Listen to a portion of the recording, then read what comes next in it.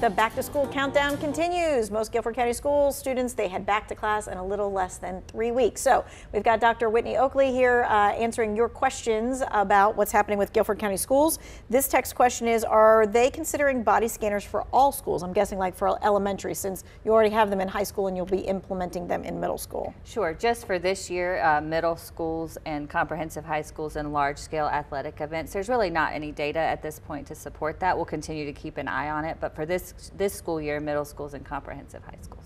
Okay. Has the free lunch form passed, and where do we go to fill one out?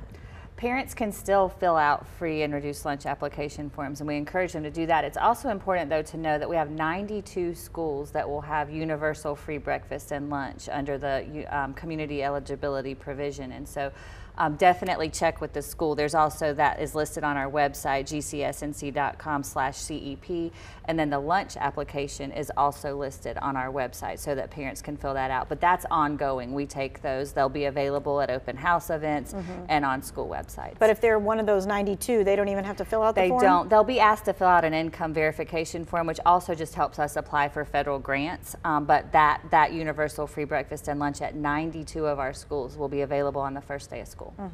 This person is asking, why do some schools have activity buses and some don't? So I think that means on the parking lot, right? So all schools have access to activity buses for field trips, for sporting events. You'll see them riding around. They're usually the white buses, not the yellow buses. Typically those sit at high school parking lots because they have more of those athletic events more often. But we have centralized activity buses that schools can request for field trips and things of that nature, and we do that all year long. What is the cell phone policy for students? So the cell phone policy can be found in our student code of conducts. Typically, schools give very specific directions, like you can see it in during a transition time, or it needs to stay in the backpack till dismissal. So we spell that out as part of the opening of the year procedures. Mostly, we just don't want it to interrupt instruction. And we know from being home all summer that games and videos and chats can be disruptive at times. But we also know that students have phones, and so we're clear about that from the beginning of the year, and all that can be found on our student code of conduct. This person's asking about Guilford County Schools offering assistance for bus drivers to get their CDL, and what is the salary like? Sure. So our bus driver salary was increased to $15 an hour. Again, that's part of our classified salaries that we're continuing to advocate for increasing. We do partner with the Department of Motor Vehicles so that bus drivers can hire. They can come on board before they get their CDL, and we will help them through that, help them navigate the classes.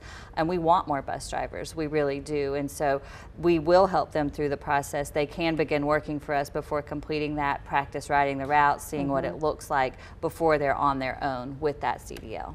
This person's asking about, I'm having issues with my child's bus. She started 5 days ago. How do I get in touch with the transportation department? Sure, so we do have a transportation call center, and as you can imagine, this is the busiest time of year for that. The transportation call center number is 888-511-4GCS. Let's do that one more time. So if you're there, it's 888-511-4GCS. Okay. They can also contact their school. We also have a Here Comes the Bus app, so parents can download the Here Comes the Bus app that is connected to the GPS on the buses, so they can get live information about when the bus is coming, what to expect. And always the school is the first line of, for parent questions and concerns, and can give them the right information for what to happen next. If they didn't meet the transportation deadline, again, we're continuing to add students to routes right now. This person says, if my child is reassigned to another school, can they still take the bus? So if parents applied for reassignment, like if they asked to be reassigned to a school and were granted that, transportation is not provided. But they can certainly find out if that's the case or not by either contacting our student assignment office or, again, checking with the school itself. Will school start times be changing? We have a bell schedule that's posted. They are very similar to last year. I think there's one school that's about a 5-minute difference. So those are in place for this school year, look very similar to as they did in last school year. All right, just under a minute, what GCS jobs are still open? We know bus drivers.